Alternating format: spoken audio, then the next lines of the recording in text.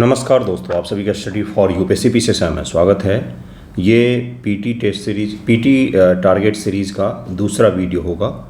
इसमें हम लोग पीटी को टारगेट करते हुए जो इम्पोर्टेंट टॉपिक हैं उसका अध्ययन करते हैं। अभी पॉलिटी चल रहा है, पॉलिटी का सेकंड लेक्चर होगा। इससे पहले का जो पॉलिटी का लेक्चर है वो पीटी टारगेट सीरीज़ पॉलिटी नाम से प्लेलिस्ट में आपको मिल जाएगा। ये जो सीरीज होगा इसमें हम लोग पहले पॉलिटी कंप्लीट करेंगे, उसके बाद से हिस्ट्री, ज्योग्राफी, इसी प्रकार से अन्य सब्जेक्ट को भी प्रयास करेंगे कंप्लीट करें। पिछले वीडियो में हम लोग 73 से 1909 तक के एक्ट को 1919 तक के एक्ट को पढ़ लिया था, डिटेल में समझ लिया था। रटने से भी ज़्यादा है समझ लिया था। आज हम लोग 1935 एक्ट को पढ़ेंगे और संविधान के निर्माण में अलग अलग जो चीज़ें शामिल हैं उन सभी को पढ़ेंगे। वीडियो देखेंगे आपको अंदाज़ा हो जाएगा। एक चीज़ और मैंने इसके साथ सोचा है कि इस सीरीज़ के साथ में आपको एमसीक्यू भी, जो मैं टॉपिक करवा रहा हूँ उस टॉपिक के एमसीक्यू भी आपको करवा दिया जाए, तो वही मैं आपको यूट्यूब पर ही करवाऊँगा। प्रीलिम टेस्ट सीरीज़ 15 जून से शुरू होगा। जितना मैं आपको कंटेंट करवा रहा हूँ, ये जो सीरीज़ है यूट्यूब वीडियो का, इसको जो इसके एमसीक्यू यूट्यूब पर आएंगे वो, और ये जो टेस्ट सीरीज़ है, ये तीन चीज़ों को फॉलो अगर आप जेन्युइन तरीके से करते हैं, बिल्कुल ही अच्छे तरीके से करते हैं, ईमानदारी पूर्वक करते हैं, आपके पीटी के स्कोर बढ़ेंगे, इसकी गारंटी तो मैं ले लूँगा, है ना। तो ये ज़रूर ध्यान रखिएगा। इसलिए प्रीलिम टेस्ट सीरीज में जुड़ेंगे तो बेनिफिट होगा, आपको भी बेनिफिट होगा, जुड़िएगा ज़रूर। ओके, देखिए आज का पहला टॉपिक क्या है, 1935 एक्ट है। पिछले वीडियो में मैंने 1919 तक का जो भी एक्ट पढ़ाया आपको, निश्चित तौर पर अगर आप उसको एक बार रिवाइज कर लेंगे तो आपको याद हो जाएगा। याद हो जाए का मतलब वाकई याद हो जाएगा, इतने अच्छे तरीके से हमने समझा था। 1935 का एक्ट को बहुत खास माना जाता है, ख़ास तौर से 1919 का एक्ट, 1935 का एक्ट, और ये जो दो एक्ट हैं इसको बहुत ही ज़्यादा अलग और ख़ास माना जाता है। क्यों माना जाता है? क्योंकि इसमें कहीं न कहीं उत्तरदायित्व तय करने का कोशिश किया गया ब्रिटिश गवर्नमेंट के द्वारा। भले ही केंद्र के ऊपर में उत्तरदायित्व डाला गया हो, राज्य के ऊपर में डाला गया हो, गवर्नर जनरल के ऊपर में डाला गया हो, गवर्नर के ऊपर में डाला गया हो, विधान परिषद के ऊपर में डाला गया हो, या कार्यकारी परिषद के ऊपर में डाला गया हो, किसी न किसी के ऊपर में जिम्मेदारी डालने का प्रयास किया गया कि शासन के लिए आपको जिम्मेदार होना पड़ेगा। 1935 का जो एक्ट है, इस एक्ट का निर्माण हमेशा ही मैंने आपको बताया, पृष्ठभूमि पता होना चाहिए, बहुत सारे सुझावों को मिलकर के बना है। 1919 के एक्ट के बाद से 10 वर्षों के बाद से एक कमीशन को आना था भारत में जांच पड़ताल करने के लिए कि 1919 का एक्ट कितने अच्छे तरीके से काम कर, लेकिन ब्रिटेन में राजनीतिक अस्थिरता के कारण से वो कमीशन 2 वर्ष पहले ही आया, और उस कमीशन का नाम था साइमन कमीशन। इसका क्या काम था कि 1919 का एक्ट जो हमने लागू किया है उसके आधार पर क्या क्या कार्य हुए इसको जाकर के देखो। तो 1919 के पश्चात से 1927 में साइमन कमीशन आता है, वो अपनी एक रिपोर्ट प्रस्तुत करता है। 1935 के एक्ट में बहुत सारे चीज़ों का इनपुट को शामिल किया गया था, सुझावों को शामिल किया गया था, जिसमें से एक था साइमन कमीशन। गोलमेज सम्मेलन, एक गोल सा मेज है, इसके चारों तरफ बैठ करके लोग सम्मेलन कर रहे हैं, गोलमेज सम्मेलन। आपको समझाने के लिए मैं बता रहा हूँ, कुछ नहीं है, भारत के अलग अलग प्रतिनिधियों को बुला करके ब्रिटिश गवर्नमेंट बातचीत कर रही थी कि आगे कैसे काम किया जाए, यही है गोलमेज सम्मेलन। तो कांग्रेस ने बाइकआउट किया। कांग्रेस उस समय भारत के सबसे बड़ी जनप्रतिनिधित्व के रूप में थी, लेकिन उसने इसको बाइकआउट किया। सेकंड गोलमेज सम्मेलन में उसने भाग लिया था। यानी कि 1935 के एक्ट में साइमन कमीशन के सुझाव, गोलमेज सम्मेलन में जो बातचीत की गई वो, और भी कई सारे चीज़ों को मिला करके 1935 का एक्ट बनाया गया था। ये सवाल पूछा जाता है कि 1935 के एक्ट में किन किन चीज़ों को शामिल किया गया है। 1935 का अधिनियम ब्रिटिश गवर्नमेंट का भारत में स्वशासन की दिशा में सबसे बड़ा कदम था, लेकिन ब्रिटिश नियंत्रण को बनाए रखने के लिए भी डिज़ाइन किया गया था। इसको आपको कभी भी ग्लैमराइज नहीं करना है, कभी भी तारीफ ही केवल नहीं करनी है, बल्कि उसके नेगेटिव पॉइंट को भी आपको दर्शा देना है कि भाई साहब देखो ये नहीं है, इसमें कमियां मौजूद थी। भारत में एक संघीय ढांचे की स्थापित करना, सबसे पहला इसका एजेंडा क्या था? भारत में एक संघीय ढांचा स्थापित करना। संघीय ढांचा जैसे भारत वर्तमान में है, एक संघीय ढांचा है, केंद्र है और राज्य है। राज्यों को भारत में शामिल करवाया गया है। कुछ राज्य खुद से शामिल हुए, कुछ को हमें ऑपरेशन पोलो करके, जैसे हैदराबाद को हमें शामिल करना पड़ा है। जम्मू कश्मीर जो है वो पत्र के द्वारा शामिल हुआ था, कुछ शर्तों के साथ शामिल हुआ था। उस शर्तों को भी 370 के तहत रखा गया था, लेकिन अब वो भी रद्द कर दिया गया है। यानी कि वर्तमान में जो संघ है इसकी शुरुआत, संकल्पना सबसे पहले 1935 के एक्ट में देखने को मिलता है, लेकिन वो संघ नहीं बन पाया क्योंकि उस समय रियासतों को बोला गया कि आप इस संघ में शामिल हों जिसका नाम भारत होगा, लेकिन कोई शामिल ही नहीं हुआ, इसलिए संघ बन ही नहीं पाया, एक यूनियन बन ही नहीं पाया। ध्यान रखिएगा, जो मैं बता रहा हूँ आपको वो सवाल पूछे जाते हैं। प्रांतों में स्वायत्तता देना, भारतीयों के शासन में अधिक भागीदारी देना, ब्रिटिश हितों की रक्षा करते हुए भारतीय नेताओं को संतुष्ट करना, ये इसका उद्देश्य रखा गया था। प्रमुख प्रावधान क्या है? बहुत व्यापक है। भारत के संविधान में अधिकांश चीज़ें 1935 एक्ट से ही लिया गया है, लेकिन 1935 के एक्ट की कई सारी चीज़ों को नहीं भी शामिल किया गया है। पहला है अखिल भारतीय संघ की स्थापना, ऑल इंडिया फेडरेशन की स्थापना, जो नहीं हो पाया क्योंकि रियासतों ने मिलना स्वीकार नहीं किया। रियासतों को स्वेच्छा से अधिकार दिया गया था कि आप भारत संघ में शामिल हों या ना हों, लेकिन वो शामिल ही नहीं हुए। यह संघ ब्रिटिश भारत के 11 प्रांतों उन रियासतों से मिलकर बनना था जो स्वेच्छा से इसमें शामिल हों। संरचना, संघ में केंद्रीय कार्यपालिका और एक द्विसदनीय विधायिका होनी थी। जैसे अमेरिका में है, अमेरिका में क्या है, एक राष्ट्रपति है अमेरिका के। मैंने आपको बताया है कि जब तक भारत का संविधान लागू नहीं होगा भारत का पूरा सिस्टम वर्तमान अमेरिकी सिस्टम जैसा चलता था, लेकिन अमेरिका में चूंकि राष्ट्रपति का चुनाव होता है, अपने यहाँ पर ब्रिटेन से उसको भेजा जाता था जिसको कहा जाता था वाइसराय। बाकी पूरा अमेरिकी सिस्टम आप मान लीजिएगा। तो जैसे एक भारत में वाइसराय हो गया, वाइसराय के इर्द गिर्द जो लोग होंगे इनको हम क्या बोलेंगे? कार्यपालिका हो गई। दूसरा हो गया विधान पालिका, विधानसभा या विधान पालिका जिसको कह दिया जाता है। इसमें 2 सदन होंगे, एक होगा राज्यसभा और एक होगा लोकसभा। जैसे वर्तमान में है एक लोकसभा और एक राज्यसभा, जैसे अमेरिका में है कांग्रेस और एक ऊंचला सदन है उनका, उसी प्रकार से ब्रिटेन में भी है और भारत में भी है। भारत में राष्ट्रपति होते हैं, फिर लोकसभा और राज्यसभा होता है। तो राष्ट्रपति के पास तो अभी बहुत कम शक्तियां हैं, लेकिन वाइसराय के पास में अपार शक्तियां थी उस समय में। तो इस प्रकार के फेडरेशन बनाने को उन्होंने बातचीत की थी, लेकिन ये कभी बन ही नहीं पाया। आपके दिमाग में छप जाना चाहिए जब मैं बात करता हूँ अमेरिकी सिस्टम की और क्या वो बनाना चाहते थे 1935 में भारत में। शक्तियाँ केंद्र को विदेश मामले, रक्षा, संचार, मुद्रा जैसे विषय दिए गए। जैसे अमेरिका में वर्तमान में भी है, वहाँ पर अमेरिकी की गवर्नमेंट के, डोनाल्ड ट्रंप के हाथों में, सेंट्रल गवर्नमेंट के हाथों में आज भी बहुत कम शक्तियाँ हैं, लेकिन जो प्रमुख शक्तियाँ हैं वो उन्हीं के हाथों में हैं। अमेरिका में राज्यों के पास बहुत अधिक शक्तियाँ हैं, यहाँ तक कि दोहरी नागरिकता भी है। कोई अमेरिका का भी नागरिक है और उस राज्य का भी नागरिक होता है, तो दोहरी नागरिकता का भी प्रावधान है। उसी प्रकार से उन्होंने यहाँ भी सोचा कि केंद्र को हम कुछ ही मुद्दे देंगे, जैसे केंद्र को देंगे विदेश मामले, रक्षा, संचार और मुद्रा का, बाकी चीजें हम राज्य को दे देंगे, लेकिन वो कभी बना ही नहीं। प्रांतों और रियासतों को अपने स्थानीय मामलों में स्वायत्तता दी गई। यह प्रावधान लागू नहीं हो सका क्योंकि रियासतें इस संघ में शामिल होने के लिए तैयार नहीं हुई। रियासतों की सहमति अनिवार्य थी, लेकिन उनका अनिच्छा के कारण संघीय ढांचा केवल कागजी रह गया और कभी बना ही नहीं ये संघीय ढांचा। प्रांतों में स्वायत्तता का क्या मतलब है? प्रोविजन में ऑटोनॉमी का क्या मतलब है? प्रांतों में पूर्ण स्वायत्तता की शुरुआत की गई, जिसके तहत प्रांतीय सरकार अपने मामलों में स्वतंत्र रूप से निर्णय ले सकती थी। प्रांतीय विधायी परिषदें, प्रांतों में भी विधायी परिषद बनाया गया। विधायी परिषद, कार्य परिषद अब आप समझ जाते होंगे, जो एक्ट बनाने का काम करेगा।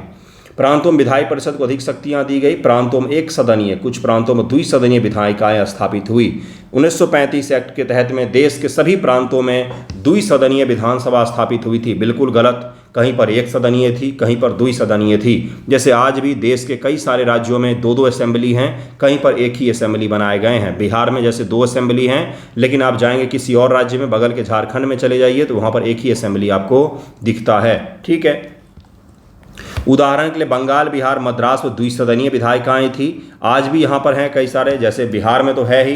प्रांतीय सूची की बात करें हम लोग, प्रांतों में एक अलग प्रांतीय सूची दी गई जिसमें शिक्षा, स्वास्थ्य, कानूनी व्यवस्था, पुलिस और कृषि जैसे विषय थे। जैसे आज राज्य सूची होता है, केंद्र सूची होता है और संवर्ती सूची होता है, उसी प्रकार से प्रांत सूची बनाया गया है। बिल्कुल छप जाना चाहिए दिमाग में, कुछ भी रटना नहीं चाहिए। कोई एक बार पूछे तो बस तोता जैसे बोल देना है, क्योंकि चीज़ों को समझ लिया है, दिमाग में फिट हो गया है। याद नहीं करना है किसी भी चीज़ को, रटना नहीं है।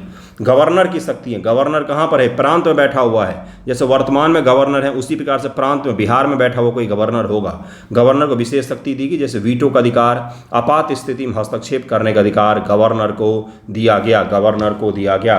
प्रांतों में वास्तविक स्वायत्ता मिली, भारतीय मंत्रियों को प्रांतीय प्रशासन की जिम्मेदारी दी गई। 1937 से प्रांतीय चुनाव हुए जिसमें कांग्रेस ने कई प्रांतों में सरकार बनाई। प्रांतों का गठन हो गया, प्रांतों को ढेर सारी शक्तियां भी दी गई, प्रांत में इलेक्शन भी हो गया, प्रांत के गवर्नर भी बना दिए गए, यानी कि राज्य के लेवल पर ठीक ठाक काम शुरू हो चुका था 1935 के पश्चात से। गवर्नर की विशेष शक्तियां जैसे विशेष जिम्मेदारी और वीटो के कारण स्वायत्ता सीमित थी, यानी कि ऑटोनॉमी तो दिया गया भाई राज्यों को, लेकिन गवर्नर एक ऐसा बैठा दिया गया जो अंग्रेज ही होता था और उसके हाथों में ढेर सारी शक्तियां दी गई। आपने कोई भी एक्ट बना लो, गवर्नर अगर बोल देगा कि ये नहीं मंजूर है तो नहीं मंजूर है, वहीं पर वो खत्म हो जाएगा। वीटो का मतलब होता है खत्म। गवर्नर की विशेष शक्तियां थी जिसके कारण स्वायत्ता कुछ कुछ मामलों में कमजोर होता था। केंद्र में द्वैध शासन स्थापित हो रहा था, डायरेक्टली एट द सेंटर। केंद्र में 1919 अधिनियम के तहत द्वैध शासन की व्यवस्था प्रस्तावित की गई। आरक्षित विषय और हस्तांतरित विषय, आरक्षित जैसे रक्षा, विदेश मामले, संचार जैसे विषय गवर्नर जनरल, जो केंद्र में गवर्नर जनरल है गुरु, केंद्र में सेंटर में जैसे मोदी जी हैं, मोदी जी के साथ एक अलग हो जाएगा, विधान परिषद काम करेगा और राष्ट्रपति द्रौपदी मुर्मू और उनके आस पड़ोस के लोग मिलकर बना लेंगे गवर्नर का कार्यकारी परिषद। तो आप जरा इमेजिन कीजिए कि किस प्रकार की सरकार चलेगी, दो दो आदमी शासन कर रहा है, इसी को कहा जाता है द्वैध शासन व्यवस्था। द्वैध का मतलब दो आदमी शासन कर रहे हैं।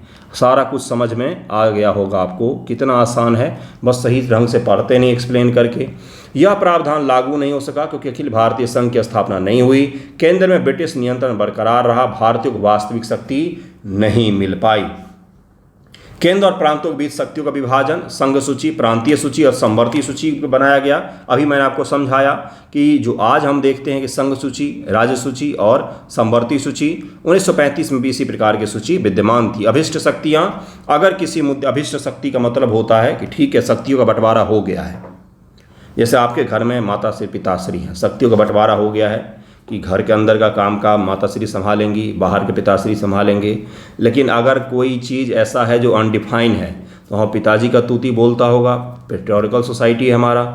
तो यही चीज़ यहाँ पर भी है कि संघ सूची, प्रांतीय सूची तो बांट दिया गया है, लेकिन अगर कहीं पर संघ ने कोई कानून बना लिया, अगर पिताजी ने कुछ बोल दिया तो फिर तो कोई नहीं बोलेगा, उस प्रकार की चीज़ें हैं। तो वही है यहाँ पर, अभिष्ट शक्ति किसके पास में है, एक्स्ट्रा शक्ति किसके पास में है, तो केंद्र को कानून बनाने का अधिकार दे दिया गया। महत्व, यह शक्तियों का स्पष्ट विभाजन था जो बाद में स्वतंत्र भारत के संविधान में भी अपनाया गया और भारत के आज़ादी के पश्चात जो संविधान बना उसमें भी आज यही चीज़ है।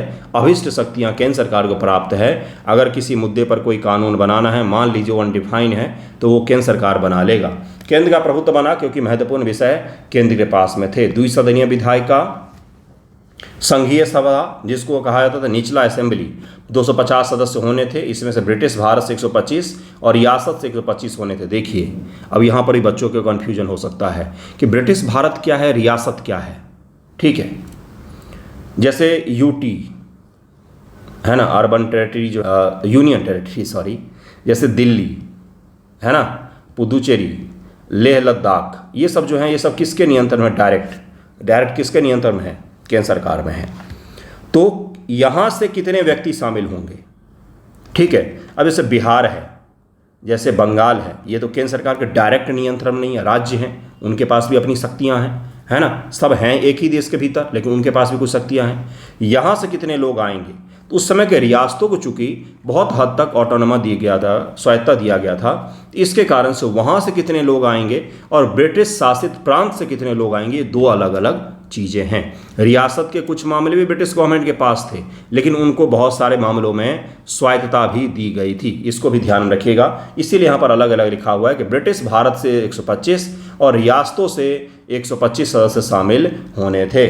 चुनाव प्रक्रिया ब्रिटिश भारत के सदस्यों का चुनाव अप्रत्यक्ष रूप से प्रांतीय विधायिकाओं द्वारा होना था, जबकि रियासतों के सदस्यों को उनके शासक नामित करते थे, नाम लेकर के भेजते थे, हाँ भाई चुन्नी लाल तुम जाओ बन जाओ, इस प्रकार से रियासत भेजते थे। ब्रिटिश गवर्नमेंट भी इसी प्रकार से चुनती थी। प्रांतों में कुछ प्रांत जैसे बंगाल, बिहार, मद्रास में द्विसदनीय विधायिका स्थापित थी, एक निचला सदन विधानसभा और एक उच्च सदन विधान परिषद, जैसे वर्तमान में है उसी प्रकार से वहाँ पर भी पहले भी था। महत्व भारत में संसदीय प्रणाली को मजबूत किया गया। केंद्र में यह प्रावधान लागू नहीं हुआ क्योंकि केंद्र की स्थापना कभी हुई ही नहीं। मताधिकार का विस्तार किया गया, मताधिकार बढ़े, लगभग 30 मिलियन लोग मतदान के पात्र बने, जो भारत की जनसंख्या का 10% थे उस समय। यानी कि भारत की जनसंख्या अगर 300 मिलियन थी, उसमें 330 मिलियन उसमें वोट के लिए पात्र बने। संपत्ति, आय, शिक्षा का आधार मतदान का अधिकार दिया गया। महिलाओं को भी सीमित मताधिकार दिया गया। यूपीएससी प्रीलिम सवाल है, ये यूपीएससी में ये पूछा गया है। महिलाओं को भी सीमित मताधिकार में शामिल किया गया है, ये भी ध्यान रखिएगा। अधिक भारतीयों को राजनीतिक प्रक्रिया में भाग लेने का अवसर मिला। ये सब चीज़ें मतलब भारत में राजनीतिक रूप से अब चर्चाएं शुरू हो गई हैं, लोग पार्टिसिपेट करने लग गए हैं। कहाँ हम 1773 में कहाँ से चले थे, जब नवाब ही नवाब चारों तरफ घूम रहे थे, वहाँ से अब कहाँ आ गए हम, जनता अब चुनने लग गई है कि शासक कौन होगा। ये परिवर्तन कितने दिनों में आया, तो 1773 से लेकर के 1935 के दौरान 150 वर्षों के पश्चात ये समय आया है। संघीय न्यायालय की स्थापना 1937 में भारत में एक संघीय न्यायालय फेडरल कोर्ट की स्थापना की गई। यह भारत में सर्वोच्च न्यायिक संस्था थी, जिसको सुप्रीम कोर्ट के नाम से जानते हैं।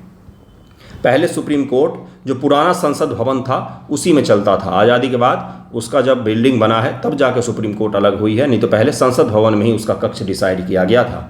इसमें एक मुख्य न्यायाधीश, 2 अन्य न्यायाधीश होते थे। वर्तमान में तो 34 हैं, एक सीजेआई होते हैं और 33 अन्य न्यायाधीश होते हैं। सर मैरिस ग्वार पहले मुख्य न्यायाधीश बने थे। वेरी वेरी वेरी इंपॉर्टेंट, याद कर लीजिएगा इसको कृपया करके। शक्तियां, केंद्र और प्रांतों के बीच विवादों को सुलझाना, आज भी यही है सुप्रीम कोर्ट का काम। केंद्र और राज्य के झगड़े में समझाना, सुलझाना, संवैधानिक मामलों की व्याख्या करना, आज भी यही काम है। प्रिवी काउंसिल, लंदन में अपील का प्रावधान भी था, इसमें यह भी 3 रखी गई शक्तियां। भारत में संवैधानिक न्यायिक प्रणाली की शुरुआत हुई। यह भारत के सर्वोच्च न्यायालय की नींव रखी गई। स्वतंत्र भारत के सर्वोच्च न्यायालय की नींव यहीं से रखी जाती है। बाद में आज़ादी के पश्चात से वही चीज़ को हम सेम टू सेम अपना लेते हैं और बोलते हैं कि हम आज़ाद हो गए।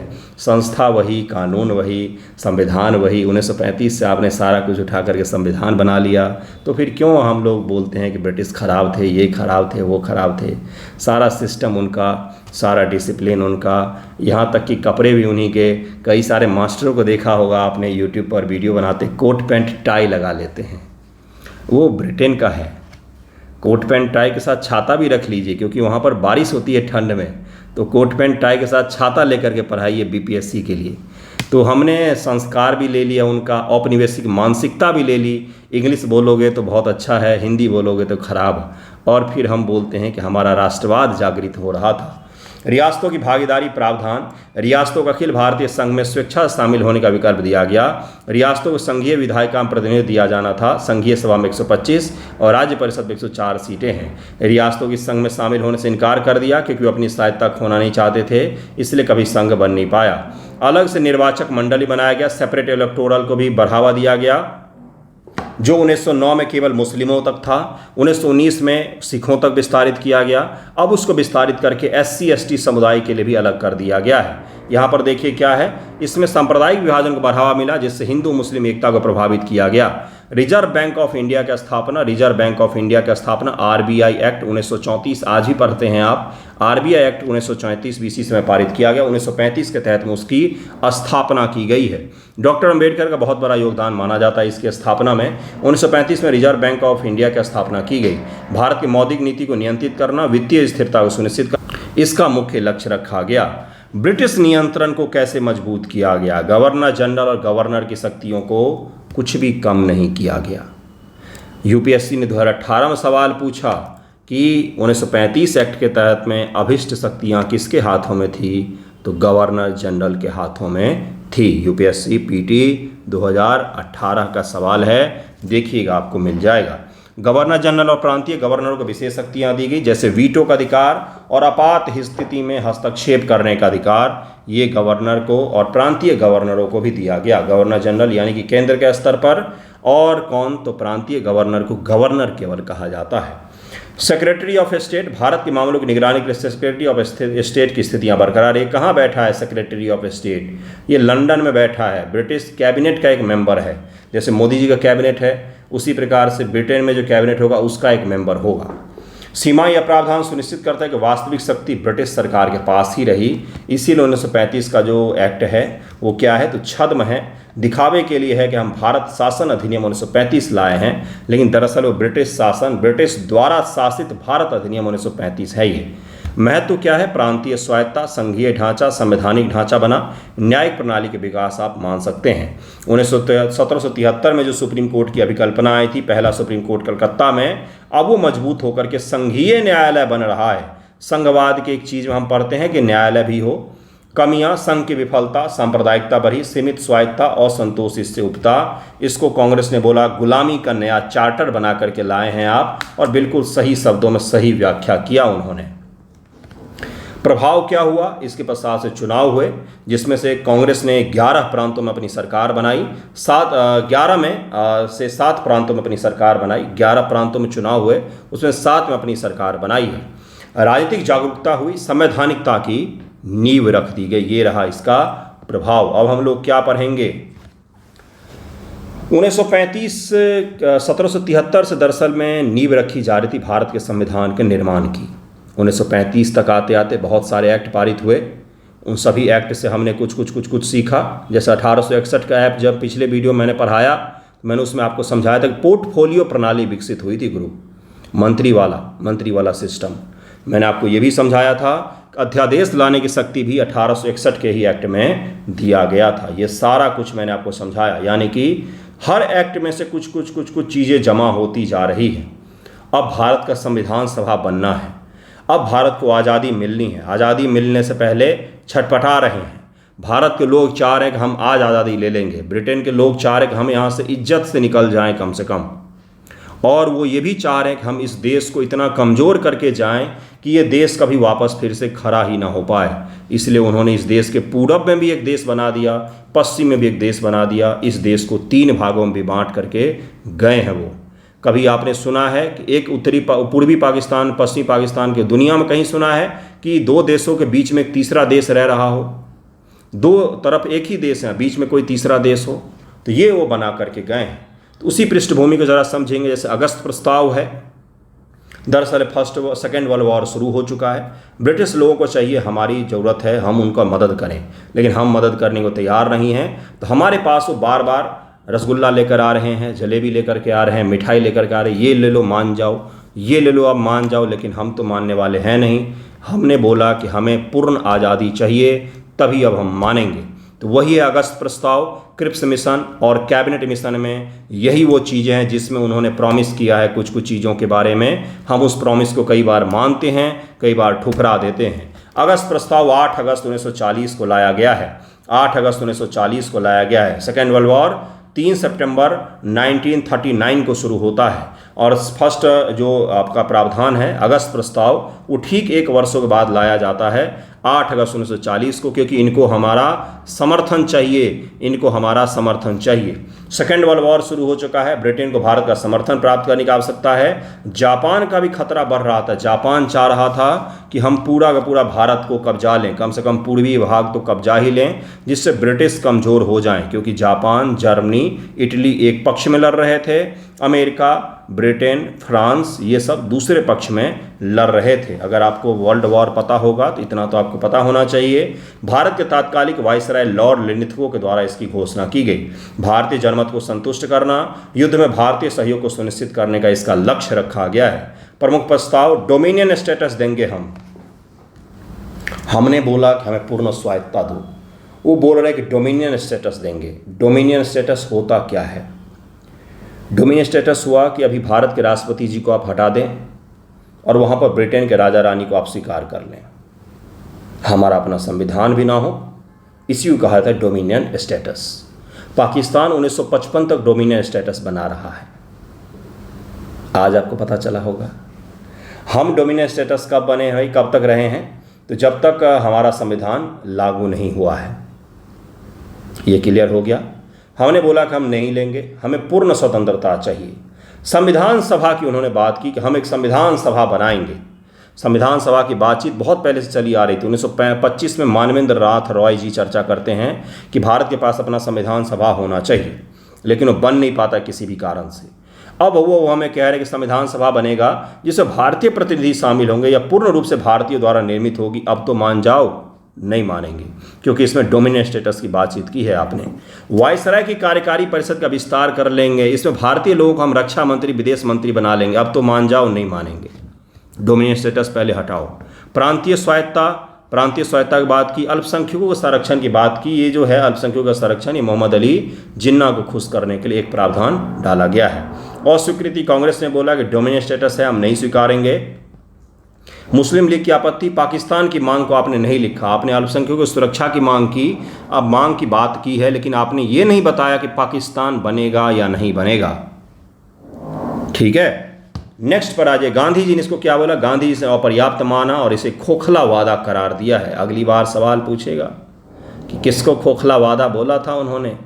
कांग्रेस ने इसके बाद बोला कि हम चुप नहीं बैठेंगे, व्यक्तिगत सत्याग्रह शुरू करो, दिल्ली चलो का नारा दो और व्यक्तिगत स्तर पर सत्याग्रह शुरू करो।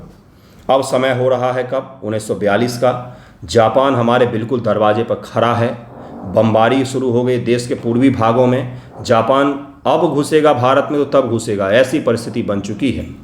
और जापानी बहुत क्रूर होते थे, इंसान तक को मार के खा जाते थे, वो बहुत क्रूर सैनिक थे वो। तो गांधी जी को और कांग्रेस को लगा कि भाई अब जापानी हम पर अटैक कर देंगे, यानी कि ब्रिटिश हमें छोड़ करके गए या जापानी गुलाम बना करके चले जाएंगे। तो उन्होंने बोला कि ब्रिटिश तुम भारत छोड़ दो, हम अपनी रक्षा स्वयं कर देंगे।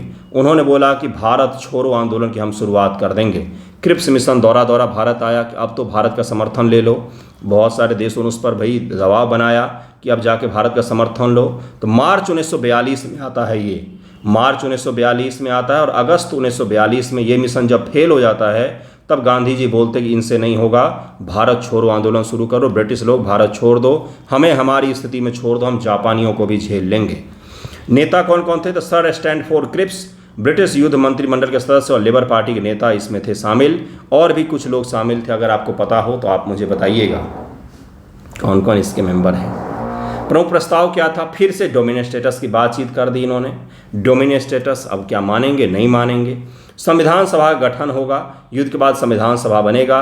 प्रांतीय विधानसभाओं द्वारा निर्वाचित सदस्य और रियासतों द्वारा मनोनीत प्रतिनिधि इसमें शामिल होंगे। प्रांतों को पृथक होने का अधिकार दे देंगे, यानी कि अगर प्रांत भारत में शामिल नहीं होना चाहेंगे तो हम उसको बोलेंगे अलग हो जाओ, यानी कि देश के बंटवारे को सुनिश्चित करना। रक्षा का नियंत्रण, युद्ध के दौरान रक्षा और विदेश मामले ब्रिटिश के नियंत्रण में रहेंगे। वायसराय की शक्तियां अपरिवर्तित रहेंगी। अंतरिम व्यवस्था, युद्ध के दौरान भारतीयों को वायसराय कार्यकारी परिषद में शामिल करने का प्रस्ताव, लेकिन वास्तविक सत्ता हस्तांतरण का कोई प्रावधान था ही नहीं। तो फिर से अस्वीकृत होगा, क्योंकि डोमिनेंट स्टेटस की बातचीत की गई है। फिर से हमने बोला कि हमें ये स्वीकार नहीं होगा। मुस्लिम लीग ने क्या बोला कि एकल भारतीय संघ की अवधारणा और संविधान सभा गठन की प्रक्रिया को अस्वीकार किया, कि इसमें फिर से आपने पाकिस्तान की मांग को नहीं स्वीकारा है। और ये जैसे ही विफल होगा वैसे ही गांधी जी बोलेंगे कि अब ऐसे काम नहीं चलेगा, ये तो आगे की तारीख का चेक दे रहे हैं, वो भी उस बैंक का जो बैंक ही डूबने जा रही है, उस बैंक का हम चेक लेकर के क्या करेंगे। इसलिए उन्होंने बोला कि इसको छोड़ दो और भारत छोड़ो आंदोलन शुरू करो, जिसमें मोटिव क्या होगा? संपूर्ण आज़ादी, पूर्ण स्वतंत्रता, ब्रिटिश भारत छोड़ दो, अंग्रेजों भारत छोड़ो, ये इसका मुख्य मोटिव रखा गया है। उसके पश्चात से भारत छोड़ो आंदोलन शुरू हो जाता है। अब ब्रिटिश गवर्नमेंट और भी ज़्यादा कमज़ोर हो जाती है, क्योंकि भारत पर भी उसका नियंत्रण रहा नहीं। देश के पूर्व, पश्चिम, उत्तर, दक्षिण सभी जगहों पर हिंसक प्रदर्शन होते हैं, सारे नेता जेल में हैं, सारी जनता सड़क पर है। ऐसी परिस्थिति को इमेजिन कीजिए कि देश का क्या कंडीशन होगा। फिर वो भागे भागे 2-3 साल के पश्चात से आते हैं कैबिनेट मिशन लेकर के, जिसके द्वारा ये कोशिश की जाती है कि अब इस बार भारत को आज़ादी दे ही दिया जाएगा। मार्च जून 1946 द्वितीय विश्व युद्ध समाप्त हो चुका है। ब्रिटेन भारत को स्वतंत्रता देने के लिए दबाव में था। ब्रिटिश सरकार ने भारत में सत्ता हस्तांतरण प्रक्रिया शुरू करने के लिए मिशन भेजा कि हम भारत से वापस आना चाहते हैं, लेकिन रातों रात तो विमान में उठ बैठ करके नहीं चले जाएंगे। कैसे जाएंगे भाई? तो हम वहाँ पर किसी को शासक बना करके आएंगे। सत्ता हस्तांतरण इसको कहा जाता है, सत्ता हस्तांतरण करेंगे। कौन कौन इसमें शामिल थे? तो लॉर्ड पैथिक लॉरेंस शामिल थे, स्टैनफोर्ड क्रिप्स शामिल थे और एवी अलेक्जेंडर शामिल थे।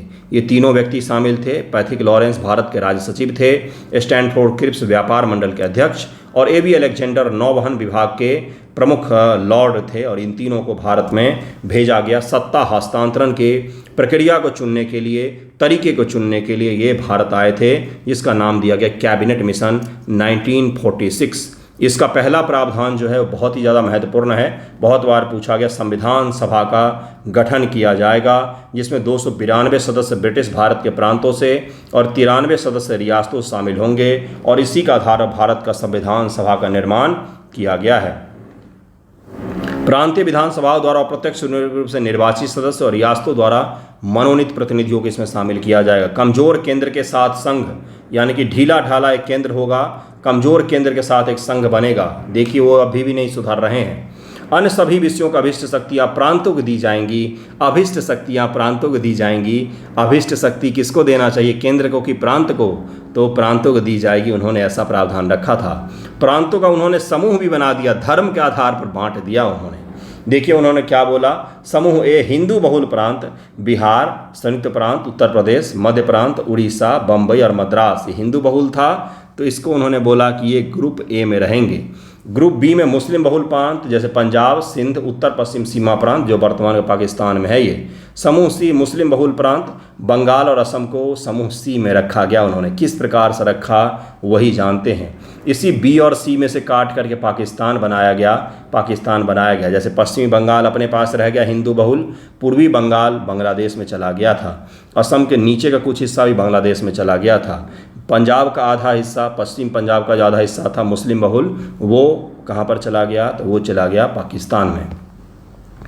प्रत्येक समूह अपनी अलग संविधान सभा बना सकता है। 10 वर्ष बाद संविधान पर पुनर्विचार कर सकता है।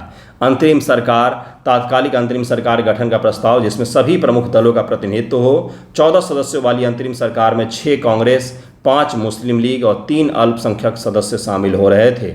रियासतों की स्थिति, रियासतों को भारतीय संघ में शामिल होने या स्वतंत्र रहने का विकल्प दिया गया है। तभी फिर सरदार पटेल निकलेंगे एक डंडा लेकर के और एक पत्र लेकर के कि पत्र पर साइन करो, भारत में शामिल हो जाओ, नहीं तो दूसरे हाथ में डंडा है, और सारे रियासतों को फिर शामिल करवाते हैं। अद्भुत है।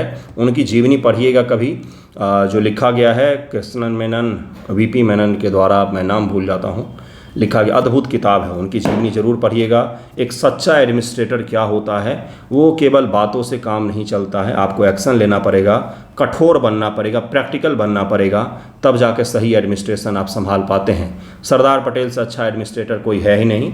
आपको वैश्विक लेवल पर बिस्मार्क दिखेगा जिसने जर्मनी का एकीकरण किया है। बिस्मार्क को आपने पढ़ा है क्या वर्ल्ड हिस्ट्री में? पढ़ेंगे तो आपको लगेगा कि जर्मनी को किस प्रकार से उसने एकीकरण किया है। उसी प्रकार से सरदार पटेल भी भारत को जोड़ करके एक बनाते हैं।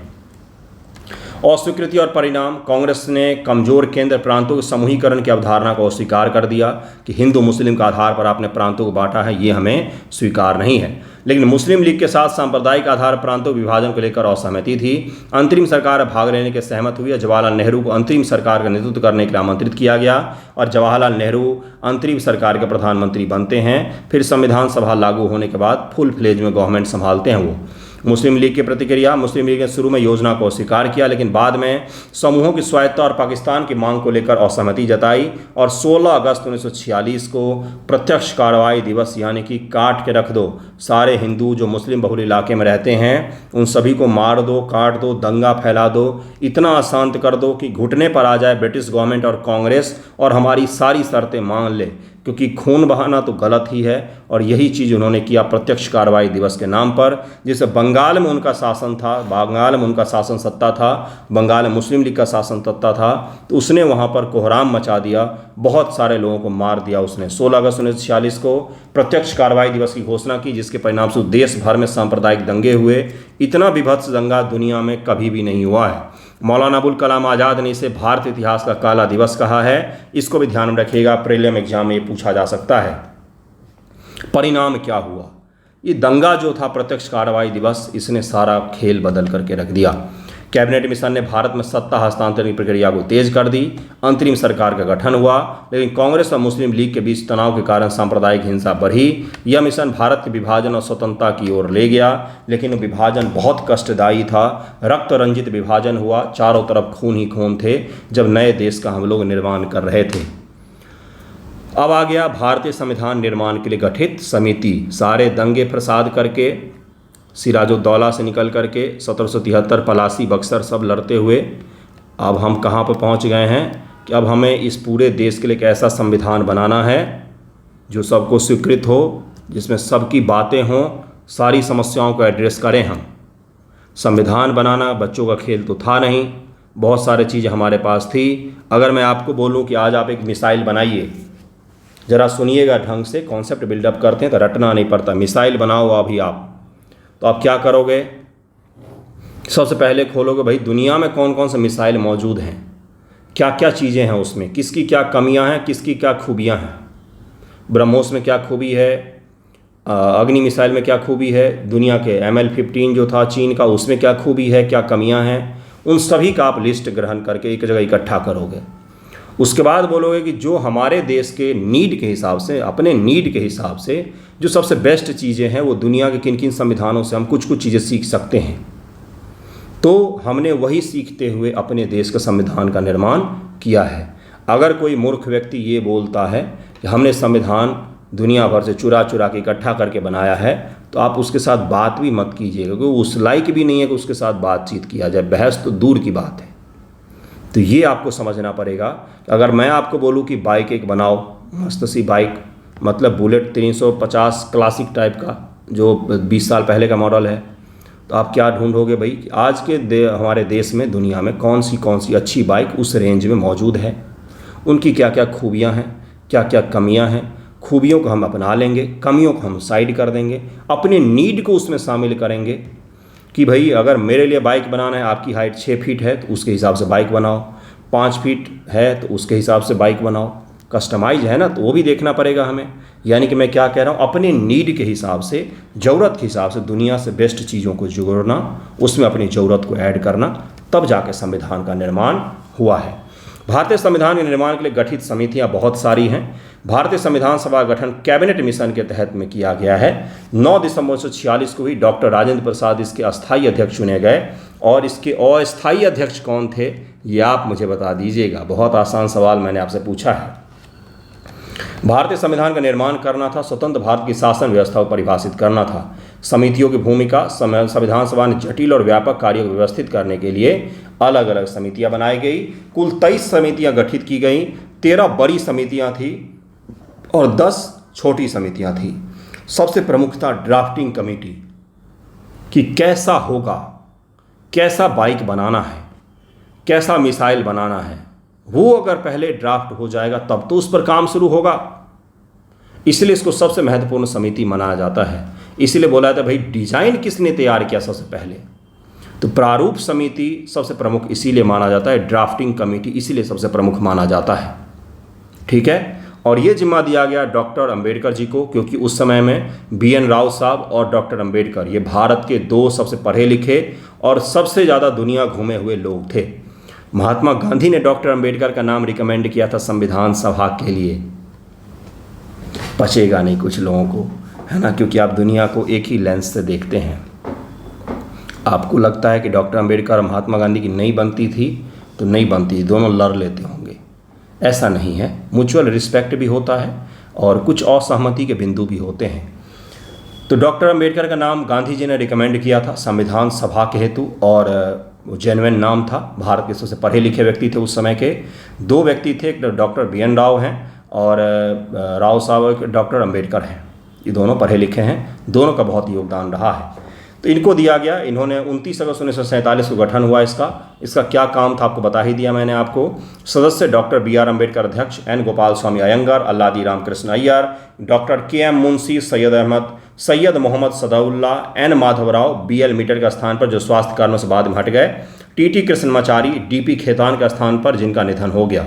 इस समिति ने 26 नवंबर 1950 को संविधान का अंतिम मसौदा प्रस्तुत किया, जिसे 26 जनवरी 1950 को लागू किया गया। डॉक्टर अंबेडकर को संविधान का निर्माता कहा जाता है। क्यों? क्योंकि आपका कारण मैंने बता ही दिया कि डिजाइन किसने तैयार किया, ड्राफ्ट किसने बनाया कि कैसा होगा। यूनियन पावर कमेटी अध्यक्ष पंडित नेहरू को बनाया गया। केंद्र सरकार की शक्तियां, कार्यों को परिभाषित करना, केंद्र और प्रांतों के बीच में शक्तियों का विभाजन कैसा होगा, ये पंडित नेहरू को भी बनाया गया। संघीय ढांचे के लिए नीतियां प्रस्तावित की गई हैं।